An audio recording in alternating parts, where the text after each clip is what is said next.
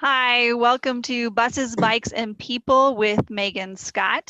I am Megan Scott, candidate for Oklahoma City City Council in Ward 1. Thank you all for joining me. And today with me, I have Tony Carfang and Sandino Thompson. Thank you guys so much for joining us today. Tony, why don't you go ahead and start by introducing yourself and tell me a little bit about yourself and what you do to serve our city. Sure. So my name is Tony Carfang. I wear a number of different hats. Professionally, I'm a software engineer for a defense contractor, but I spend a fair amount of my love and passion with bike advocacy. So I'm on the board for Bike Oklahoma, the statewide advocacy group, particularly focused on government affairs and legislation. And then I'm also representative for Ward 2 on the Community and Neighborhood Enhancement Advisory Board, otherwise known as the Better Streets, Safer City Sales Tax Committee. I have a history of biking for transportation and for racing for about a decade and a half. I grew up in Chicago. I lived in Boulder, Colorado. I biked throughout all seasons. I've seen a wide range of infrastructure development and types and policy ideas on how that's impacting communities. And Oklahoma City has been super easy to get involved and help progress the idea of what transportation can mean for our community. So it's been absolutely awesome to commute here and share my story and expertise with city staff. Great. Thank you so much for introducing yourself, Tony. Sandino, why don't you go ahead and introduce yourself? Sure. So hello, everyone. My name is Sandino Thompson, and I have the pleasure of serving with Mr. Carfang on the Better Streets, Safer Cities advisory board. So we get to really set policy, talk about a lot of things related to transportation infrastructure in a wide range of areas. And really, I think, as Tony was saying, really an opportunity to move some of the conversation forward and really set some good precedent for what we think that the city of Oklahoma City and the community can benefit from in regards to infrastructure investment. I also serve on the Bricktown Design Review Committee. That is the committee that oversees the design guidelines for pretty much any external facing building, reconstruction, renovation, changes that happen in the Bricktown area. Bricktown is one of the city's oldest historic preservation districts. And so it has requirements that are basically designed to keep the district modern and keep it sort of up to date with current norms, while also maintaining that historic character and feel for it. It also has a distinction, and people may not appreciate this, but I think if you enjoy downtown, things like Thunder games and that kind of thing, Bricktown is probably the most pedestrian friendly and pedestrian centered district that we have, if you think about the canal and some of the other assets. So it's really given me a pretty unique experience. I've served on that board in various capacities on and off for several years, and it's really given me a lot of good experience to see what kinds of opportunities there are to support city staff and to support where the community is going with infrastructure in that regard.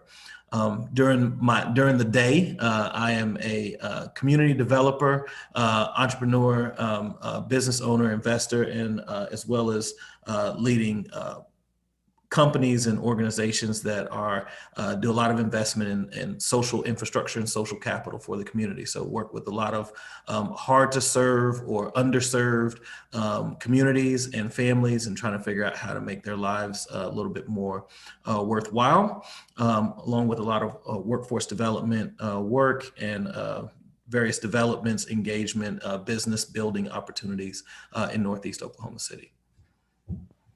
Wonderful. Thank you guys for joining me.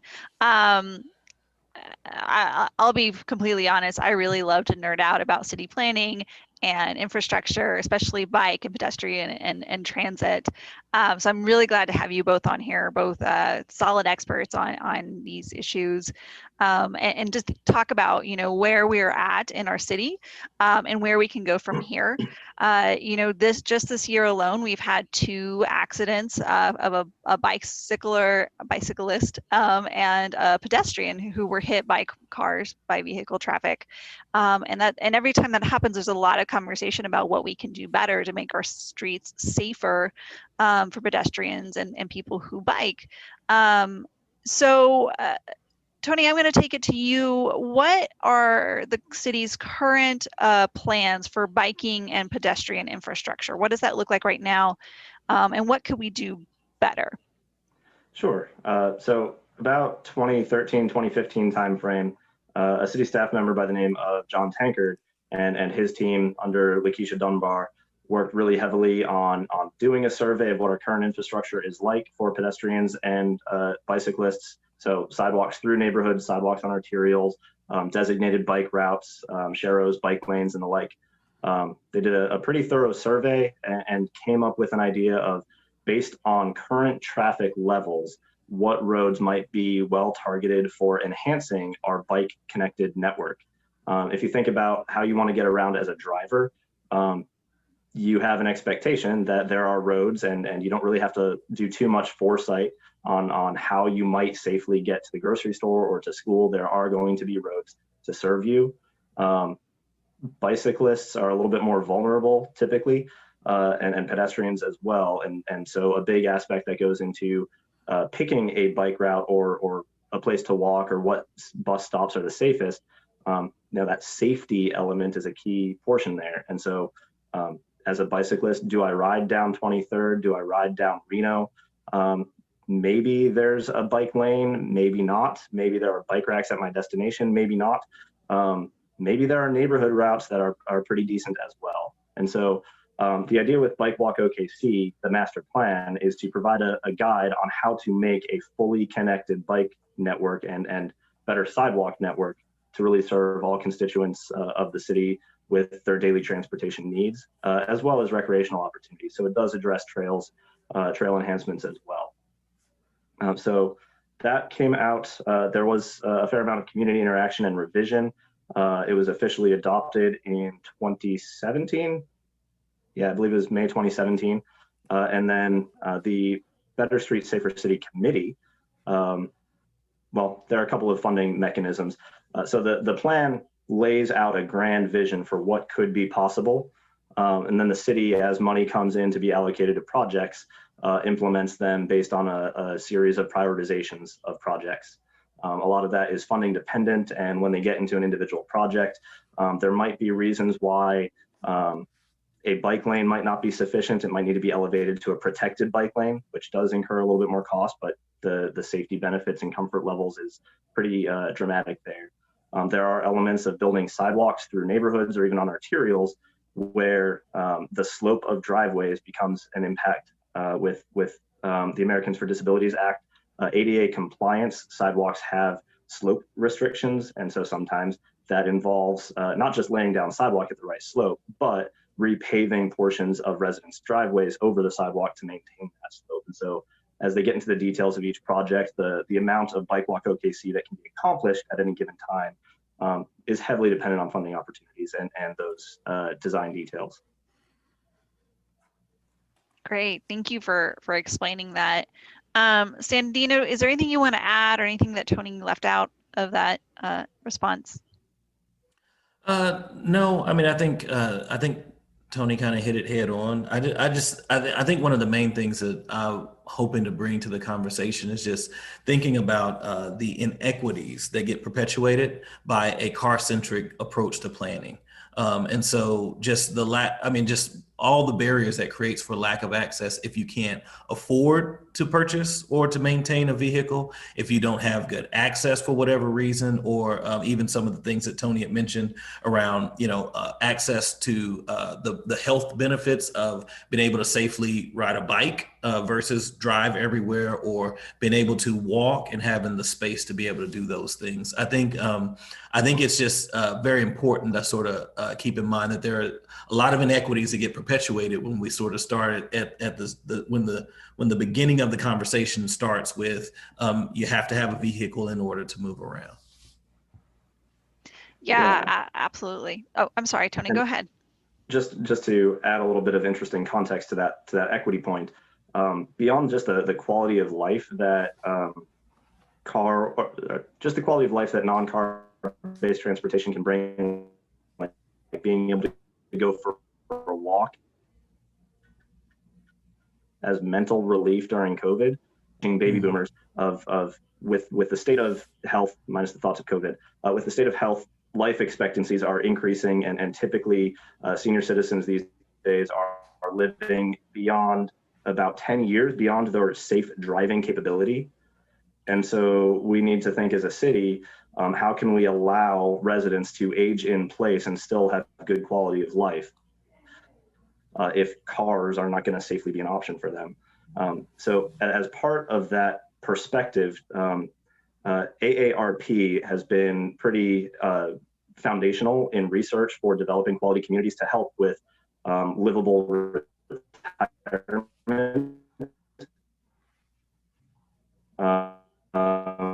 and combined AR ownership, and including oil changes and gas and monthly payments on the price of the car up front, as well as depreciation. Owning a car nationwide, it has an average of $9,282. So if we create a society where it's a mandatory element of getting around, it's definitely a pretty significant cost burden. Yeah, absolutely. I'm glad that you brought that up, Tony, because it's not just an issue surrounding young people or people who are working age, who are going to work or trying to get to work or school. It is about our aging population and allowing them to be able to stay at home where they want to stay, but still have access to the services that they need: healthcare, grocery stores, pharmacies, or even recreation.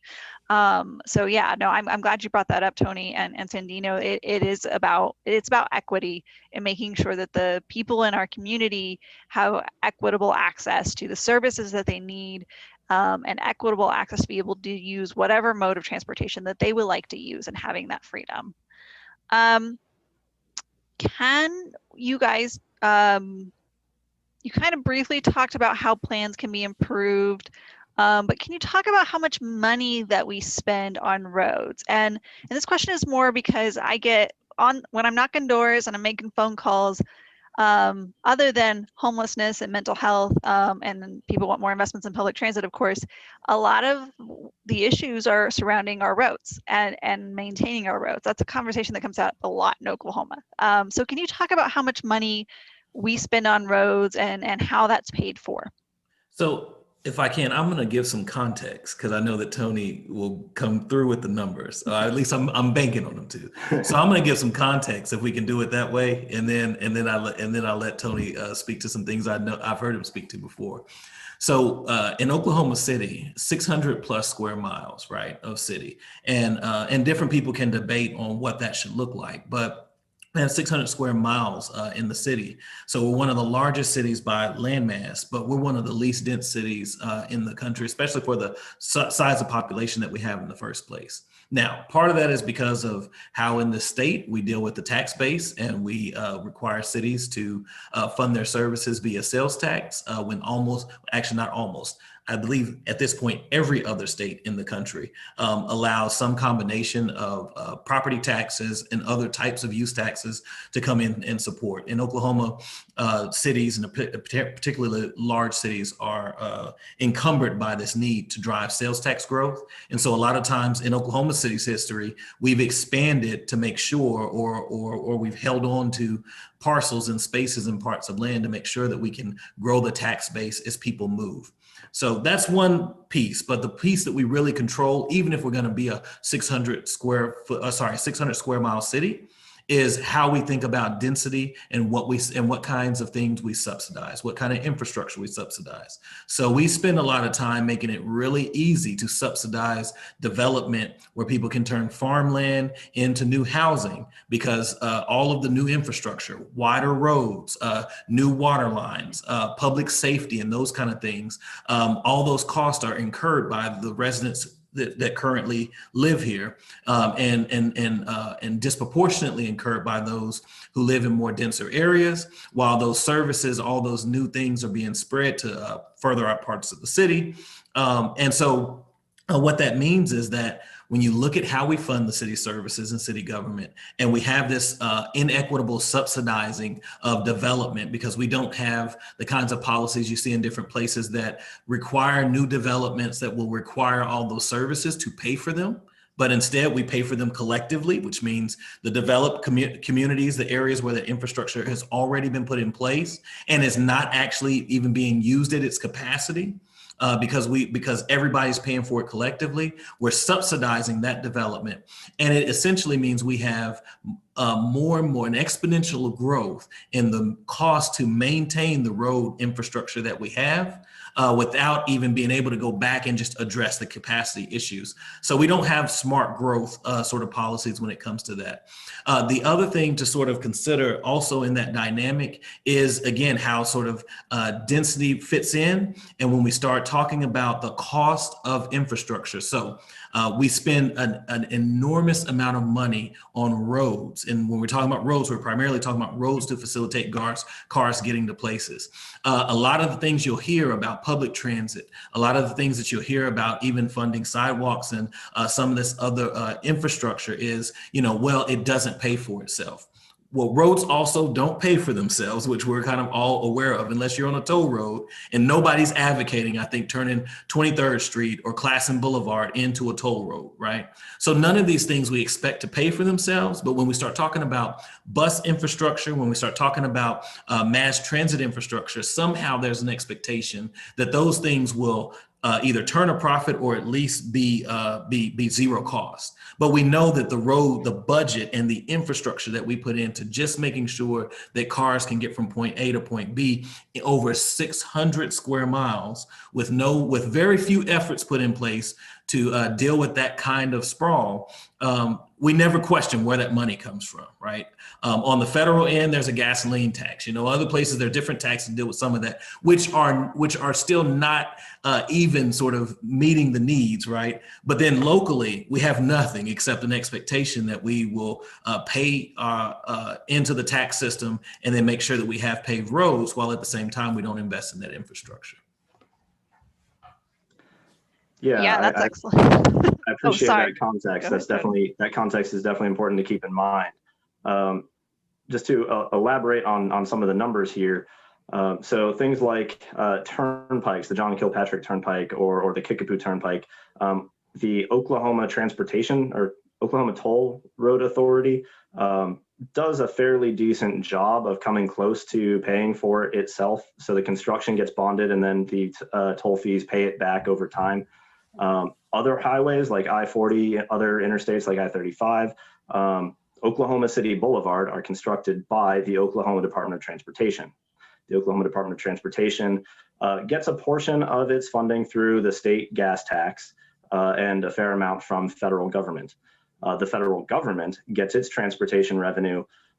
So part of it is the federal gas tax, which is about 18 cents per gallon, which hasn't been raised since 1993. It has not maintained at all to keep up with the cost and demand. And so there have been a couple of times where federal government has completely subsidized the Highway Trust Fund with general purpose taxes. So your income tax goes into the Highway Trust Fund. My income tax goes into the trust fund. That person who took the bus to work, their income tax goes to the Highway Trust Fund. With Oklahoma City Boulevard in particular, it was constructed with ODOT funds. But like Sandino said, after that construction, it got turned over for Oklahoma City for maintenance. And how does the city pay for things? Well, there is an aspect of federal grants that can trickle down into the state level. But most of it is related to bonds and sales tax. So getting into the thick of things, every 10 years we have a bond vote. The 2007 government obligation bond had quite a bit for roads as well as for bike trails. The 2017 bond and the 2017 sales tax were voted on simultaneously. That came with about $950 million total. Part of that goes to police and fire, part of that goes to some other projects, the library, community center, things of that nature. But of the sales tax and 2017 bond, $718 million go to transportation and trails. Of that 718, 84% is purely car-based infrastructure. So street resurfacing, road widening is about 77 million, bridge enhancements, things that are good causes. Typical road infrastructure has a lifespan of about 20 years. And so every 10 years, we vote on a bond to help improve and limp along the road infrastructure. There's emergency funding set aside for when a truck ends up hitting the May overpass over Northwest Expressway. That got taken care of really fast, but that is part of our funds. So the government obligation bond portion at the municipal level is covered by property tax. So the city, thankfully, we have pretty good credit, and so our interest rates on bonds are really low. But we wait for those bonds to get sold before applying those funds to projects, and those bonds eventually get paid for by city property tax. The other portion is sales tax. And so similar to MAPS 3, MAPS 4, the Better Streets Safer City is sort of a MAPS 3.5, which for our committee, there's $240 million initially allocated for street resurfacing, street enhancement projects. You might think about Project 180 downtown as a MAPS 3 type street enhancement project. Bike lanes, bike trails, and sidewalks. So getting back to the overall 2017 vote, $718 million for transportation and trails, 84% for car-based infrastructure, your bridges, your road widening, your resurfacing, 3% for public transit, 7% for sidewalks, and 6% for bike-based infrastructure. So it's already pretty heavily skewed of focusing on where the people are screaming loudest. The point that I really like to make is I hate potholes too. And if we want to be a little bit more sustainable, we need to think of the fact that wear and tear on the roads is proportional to the fourth power of the weight of the vehicle. Now, I've got a cargo bike. I often ride around with my dog and my daughter to daycare. My bike weighs 80 pounds. I weigh about 150, 160 pounds. With a dog and baby, my vehicle totals about 300 pounds. If you consider a 3,000 pound sedan, which these days is getting pretty light for a sedan, that does 10,000 times as much wear and tear on our roads. And so an investment in better bike infrastructure or non-car based transportation like transit ends up being a cost savings in the long run with regard to wear and tear.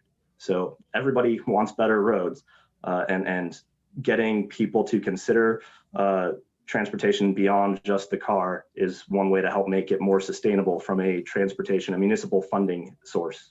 Well, and I think there's another important point to think about when you start thinking about constituents, voters, citizens, and how they think about how these dollars are used. So here's the bottom line: is that without significantly increasing our tax base, our sales tax base, our property tax base, all of the above, we will never catch up, because we already are in a city that is, again, 600 square miles with one of the lowest levels of density for a city that size. I mean, you won't find another city in the United States with that dynamic of that size and as low a density as we have here. So you either have to advocate. So if you want to see your infrastructure improve overall, you really have to be somewhat committed, or at least understand the kinds of investments that will pay off for that. And so Tony gave you some examples, but like investments in infrastructure for mass transit, or for better access to transit, or for better options for moving around is not just a benefit in those areas of density,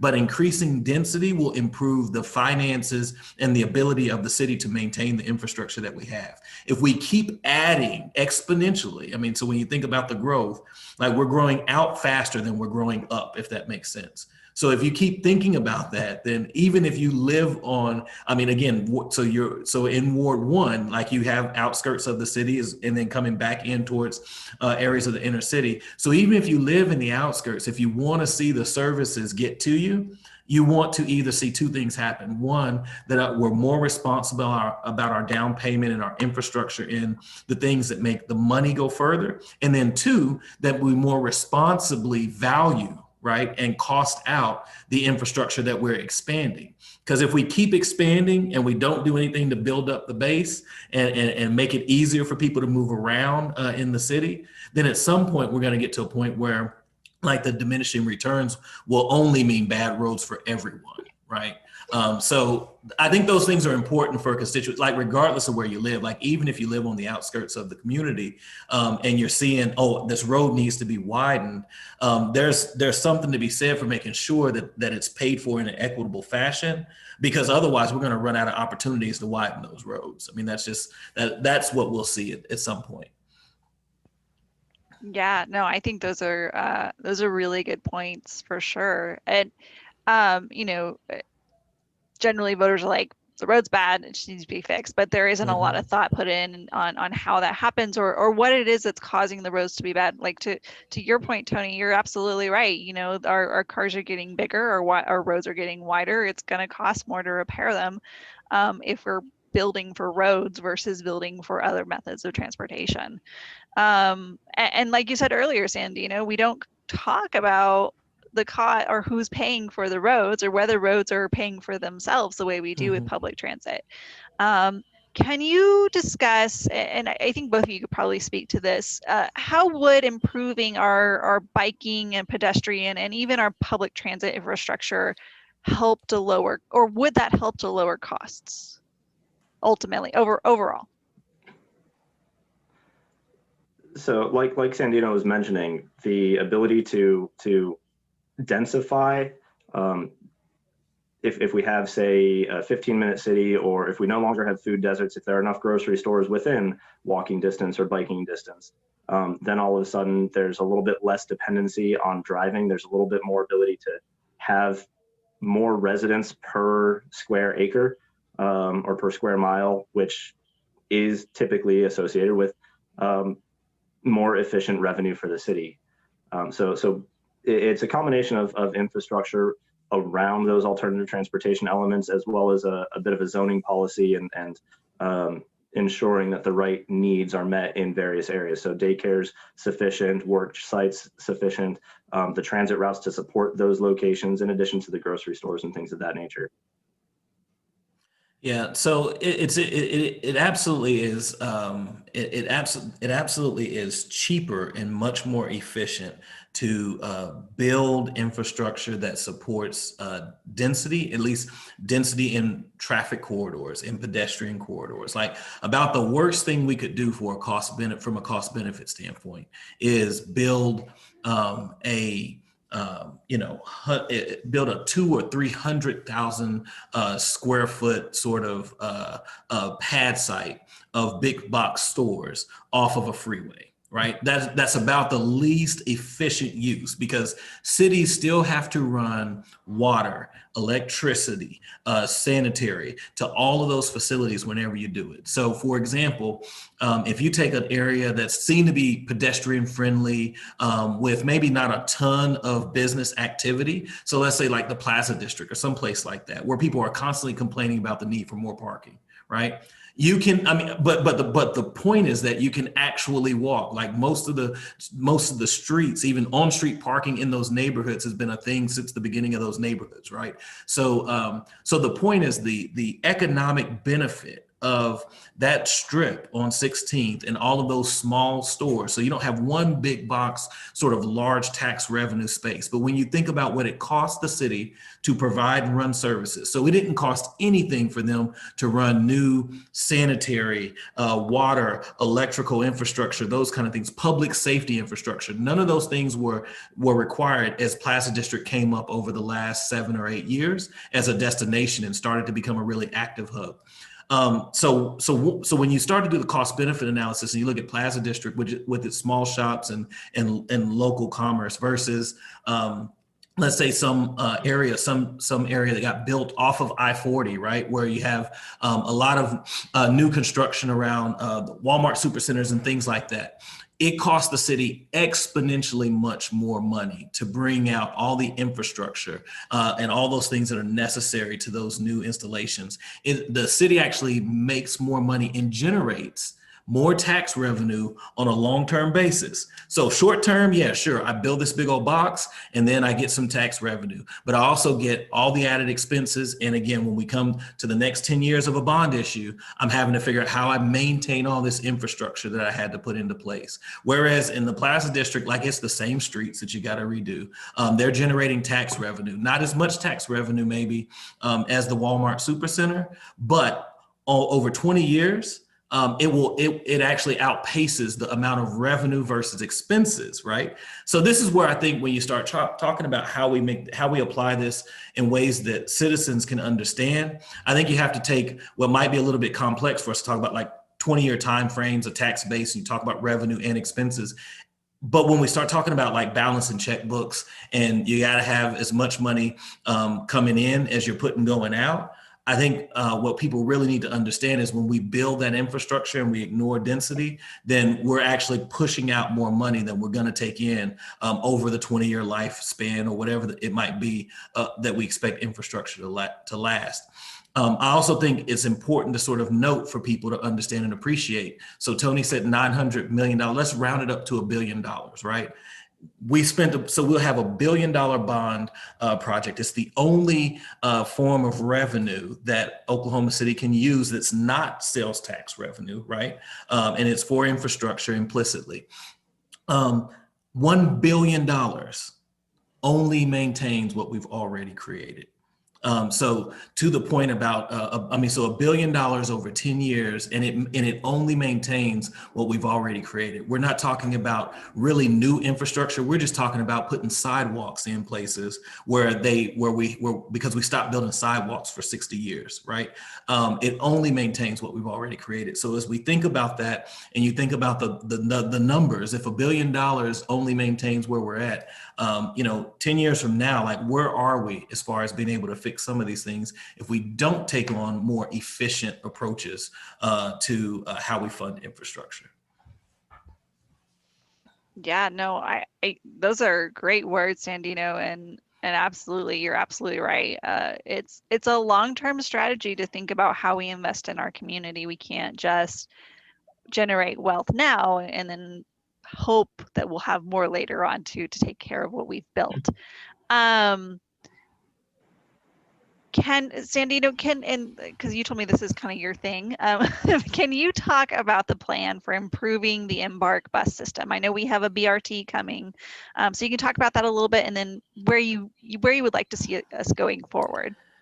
Yeah, so there are a lot of conversations about improving the accessibility and the experience of transit, which I think is important. Having grown up in Oklahoma City, but then also having the privilege to live a lot of different places and move a lot of different places, we know what public transit can look like, and we know what it can look like even in peer cities, right? So I think that Embark is making moves to improve, simplify, and streamline the bus system, improve the routes, and also the operating times. But it goes back to this premise where we expect. So every time we hear about the expansion of these services, so for a long time in Oklahoma City, the idea of being able to ride the bus to get to work was impossible, not because of the bus system itself, but because it stopped running at night, right? So, and anybody who's dependent on public transit, it's like, okay, I can get up in the morning and maybe get to the bus stop to get there. But then when I get off at work at night, like I can't use it to get home. So it automatically makes it not a feasible option. And so there are plenty of communities, including communities near to us with similar overall profiles like Kansas City and Denver, where particularly in the core of the city or in the core to get to other places, the bus is a viable option. My brother lived in Kansas City, and when it snowed, you didn't even bother with trying to drive anywhere. You got on the bus because it was safer. It made a whole lot more sense, and it would get you where you needed to go. So I think that we're making strides to invest in that. We've expanded the operating times and operating hours, but we still have a long way to go, because the concerns and the challenges you will hear, which I rarely hear when we talk about, again, funding infrastructure, car infrastructure or roads. I never hear this is, how are we going to pay for expanding the bus service? Or when the streetcar came online, there was a lot of push for the streetcar to stay free, because frankly, if you're going to build something like a streetcar that is a intermodal connector, it should be free. It should have very low barriers. The most successful options like streetcars are free, or you don't have to think about how you pay for them. Well, the concern was the disparity with the bus service. So here's the interesting thought. Instead of trying to figure out, well, how do we just raise the revenue or offset the revenue for our bus system to make it free as well? Then the concern was, well, we need to charge for the streetcar system because it needs to be equitable for the people who depend on things like buses. I would actually make an argument that I would rather see a fee for the streetcar and free buses, but whatever. So So some of the things that are taking place, I think we moved in the right direction. We have buses that operate on the weekends. We have buses that operate in the evenings now. But I think what we have to do is see an expansion of that, and expansion of those services, at least to be consistent with peer cities like a Kansas City or a Denver, where you see the bus service as a reasonable way to get people places. So both the current bond issue that Tony talked about, the GO bond for 2017 and 2070, put some down payments in creating our first BRT. MAPS 4 includes the expansion of, I believe, 3 other BRTs. So I'm looking forward to bus rapid transit, which is actually a bus system that is designed to operate the way that a fixed rail, think streetcar or even subway system would operate, or a train system would operate. I'm looking forward to seeing us implement those things.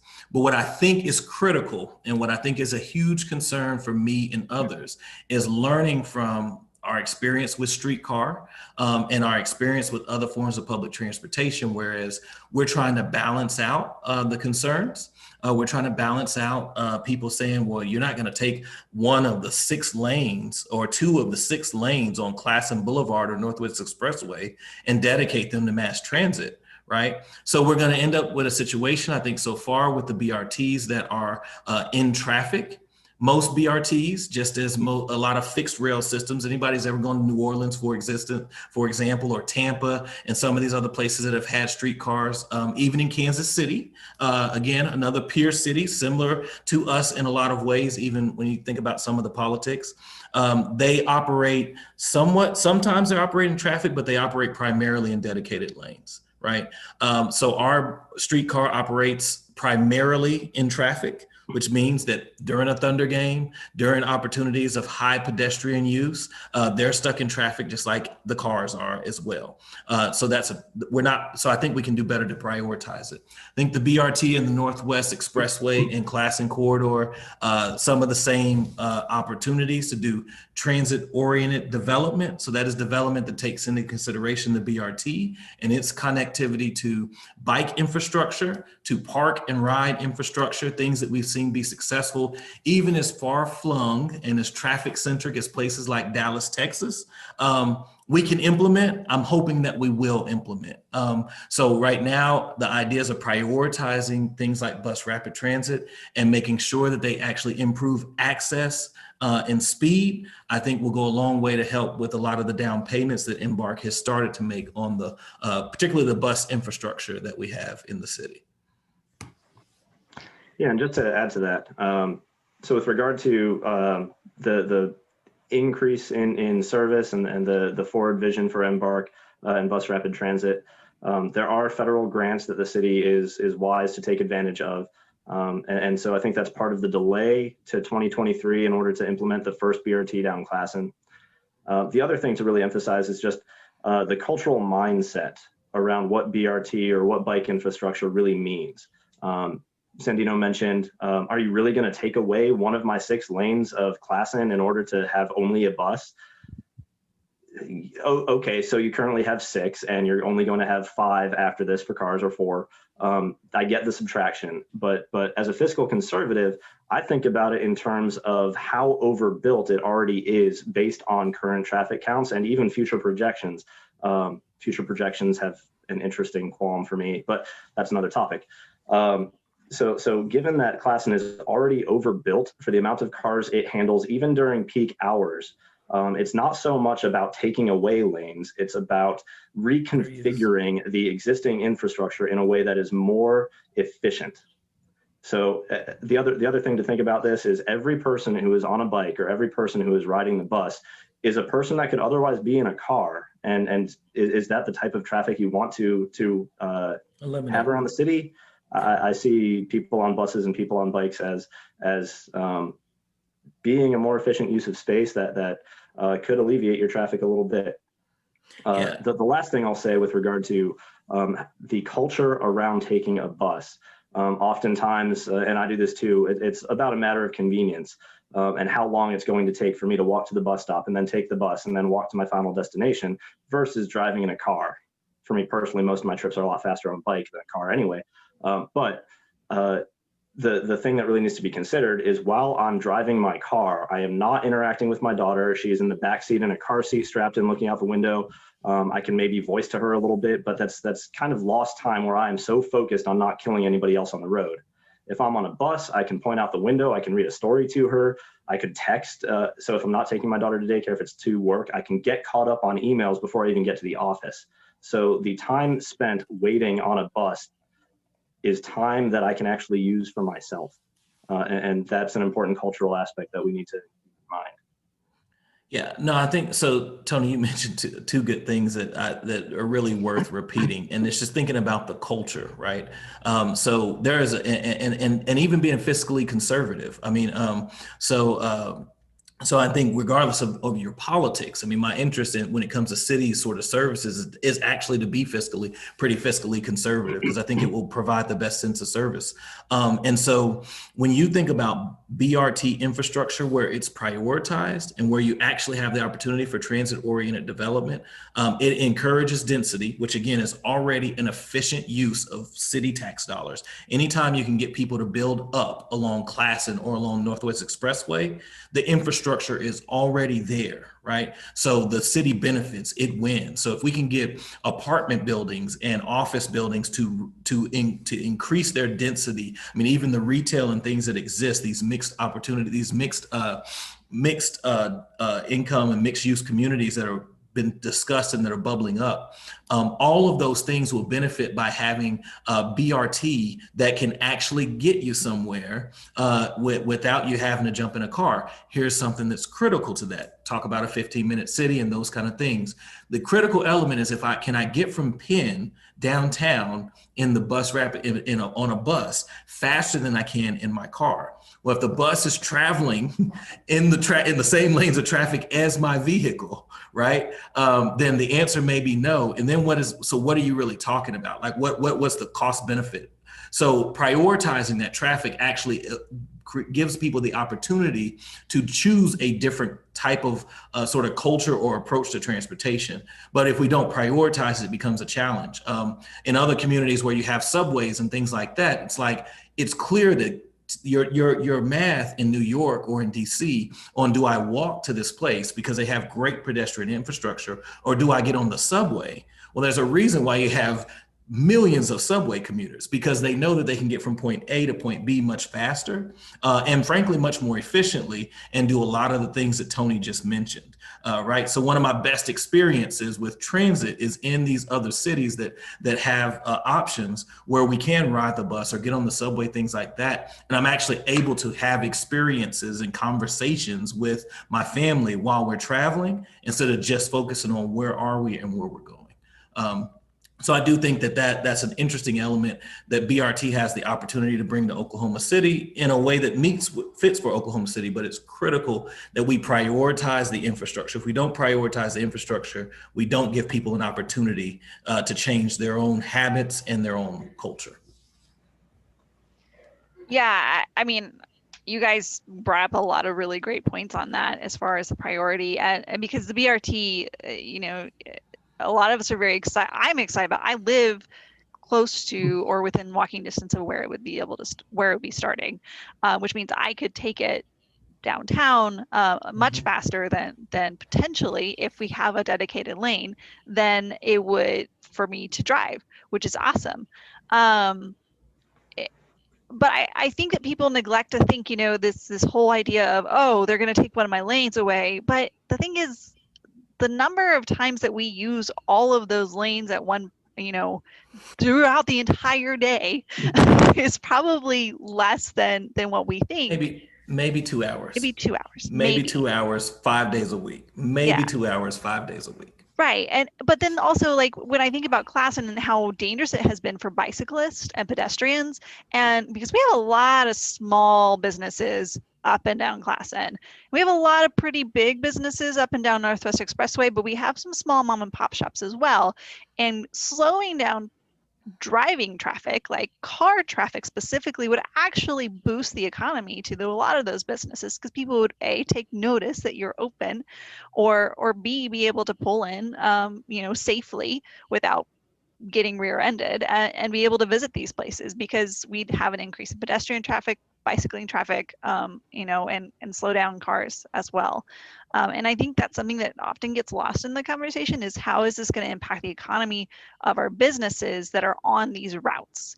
You know, there's a lot of research to be said that, you know, increasing public transit actually helps, you know, commercial businesses stay afloat and increase their revenue, but also thinking about reducing crime as well. Because when we slow down traffic, you know, the crime rates also tend to slow down as well.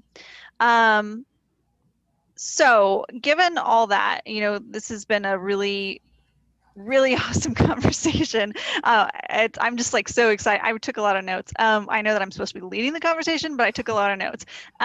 What's one change that you would like to see happening in the next 4 or 5 years?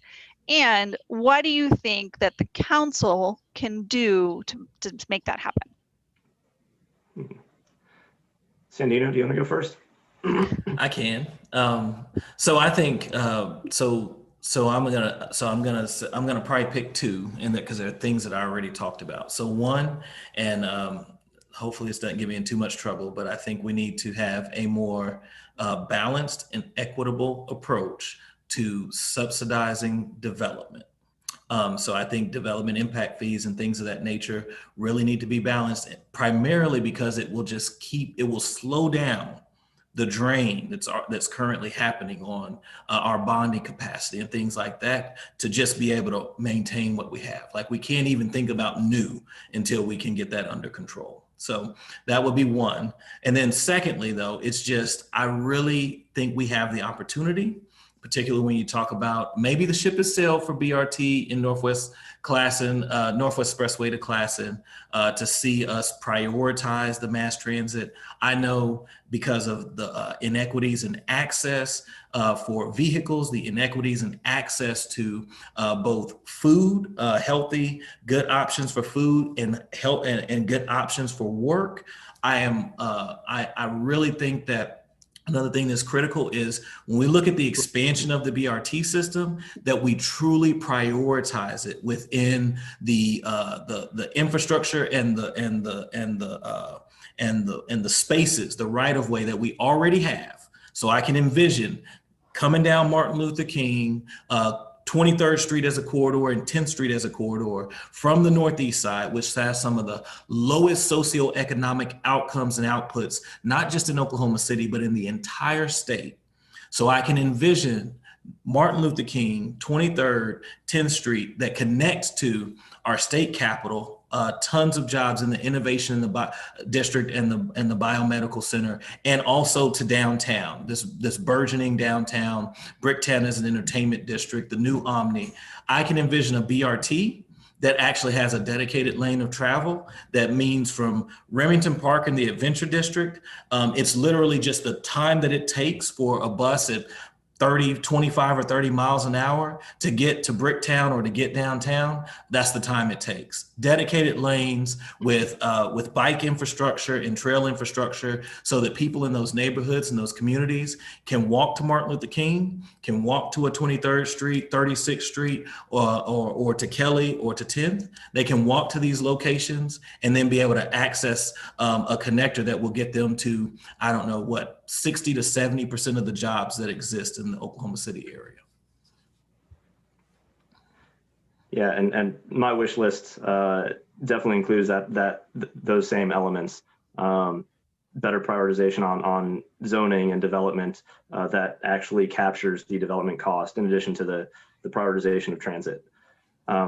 The other wish list on my mind that City Council could tackle, bear with me, it may sound a little esoteric at first. It relates to how planners and designers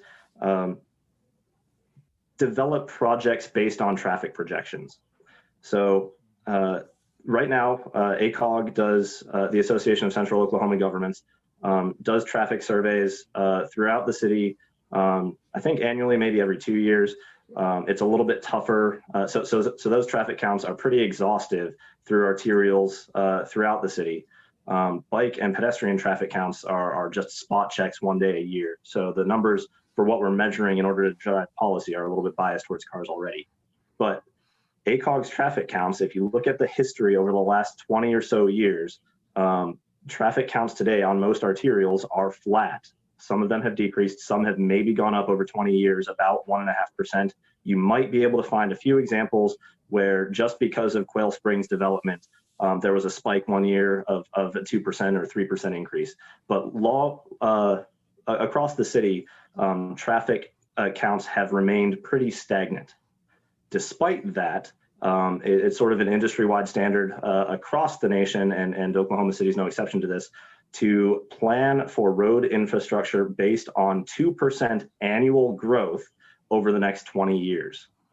And so what that means is there's a particular project near the southern portion of John Kilpatrick Turnpike, Southwest 15th near Check Hall Road. Well, there's about 2 miles there that are slated to be widened. Right now it's a 2-lane road. Current traffic counts are 8,000. There's an elementary school and a fire station there. The pedestrian counts are pretty low. The planning for how to enhance sidewalks and crosswalks for school children are based on today's counts of how many people walked to school without sidewalks. The traffic projection for the justification to widen the road is based on today's 8,000 projected 20 years based on 2% annual growth, or about 12,000 cars per day, which, like I mentioned, is not necessarily founded in science.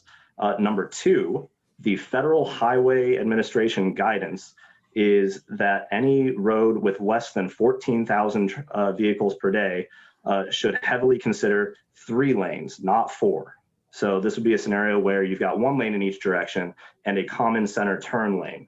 You might imagine how you've been going down, say, 23rd or Portland or Meridian or any one of our 4-lane arterials. And if you're in the left lane, all of a sudden somebody wants to turn left and now you have to stop while that person has to turn across 2 lanes of traffic. That in itself does delay you. It can be frustrating. It could be risky for the person turning across 2 lanes of traffic to measure the right gaps between 2 different lanes simultaneously. And so there are a lot of impacts here. If we think about 3 lanes instead of widening to 4, not only does that reduce the amount of pavement we need to add and then maintain, but for vehicle traffic under 14,000 a day, there is no difference in end-to-end vehicle throughput. So the 4 lanes doesn't actually help you in terms of speed just because you have an extra lane. On top of that, I mentioned trying to turn left across 2 lanes of traffic, or somebody in front of you suddenly turning left and you having to slam on your brakes and then you get rear-ended. The 3-lane configuration compared to the 4-lane configuration has been shown to reduce crash rates from car to car up to 47%. And so when we talk about police budget or emergency services responses, reducing car-to-car crashes definitely helps reduce the police officer burden. About a year or 2 ago, Representative Robert Menger ran at the state level a bill specifically to reduce police officer workload. This was a Department of Public Safety request bill, meaning they want to see reduced police officer workload. So if we consider the 3-lane configuration as opposed to our existing 4 lanes, or widening 2 lanes to 4 lanes, that not only helps our city budget, that not only still maintains traffic flow, that not only enhances safety for cars and drivers and potentially opening up room for trees and parking spaces or a bike lane. It just has all of these benefits. And for some reason, the city's policy, it was any road that crosses 7,500 vehicles per day should be increased to 4. They recently changed that to 10,000 being the limit, but that's still way below federal guidelines. And in fact, there are federal guidelines that under 20,000 vehicles per day should consider it. There may be some traffic impacts, but for the safety benefits, I think it speaks for itself, in addition to the long-term municipal budgets. So I could definitely see an ordinance where we change that planning threshold and really improve the safety and maintain traffic flow for our already overbuilt streets as it is. I just see it as a much more efficient reconfiguration of our streets. Yeah, absolutely. I kind of wonder, I think that's too far south to be in my ward, but there was a story this past week about a gentleman who's a crossing guard, and this was in Moore, not in Oklahoma City, but had been struck by cars by 14 times since he'd been a crossing guard. And the approach was, well, let's reward him for a good job well done. I was like, no, maybe you should think about protecting him so he doesn't get hit by cars anymore. I don't know, that's just my thought. There's a saying along those lines: when you design your streets like the barrel of a gun, people drive like bullets. The built environment heavily influences people's driving habits more than the numbers on a street sign. And I think that is one of the key takeaways to thinking about how you deal with investment in transportation infrastructure, period. So induced demand, right? Which is so much of what we see in traffic. And it's so much of what you see about places like LA and Chicago and Dallas and Houston that drive people nuts. It's induced demand. It's all behavior when you get down to how the built environment will inform what people do, which is why I think it's important that if we create bike lanes, we should create safe bike lanes, not just paint on the street, right? That's one thing that me and Tony agree on quite a bit. We're going to create protected bike lanes where people feel comfortable taking their families out and being able to use bike infrastructure, right? Because it will encourage that. If we're going to do buses, if we're going to do bus rapid transit, and we want to invest in it, or streetcars for that matter, create dedicated lanes, because it's infrastructure that will actually speed up its access. It will speed up its movement, and the faster people can get from point A to point B, the more the more likely they are to use it. And that's just, and so we don't necessarily always invest in those behavioral elements of what transportation infrastructure can bring to the table. Absolutely.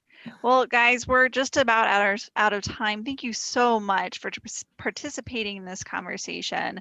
As a hopefully future city council person, I really am taking all of these thoughts to heart, and I would love to see, whether I win the election or not, I would love to see our city council have a culture shift in the way that they plan, the way that they distribute funds and resources, and really work hard to make sure that our city is an equitable and accessible place for everyone to live and work and learn, and that we really think very strategically and very, very mindfully about what we put our resources in, how we develop our areas, and how we invest in our transit and our public infrastructure.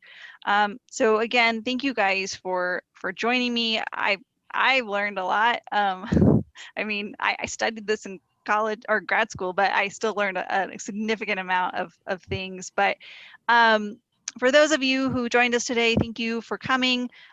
You can find out more about my campaign at meganscottforokc.com. Yes, that's my website.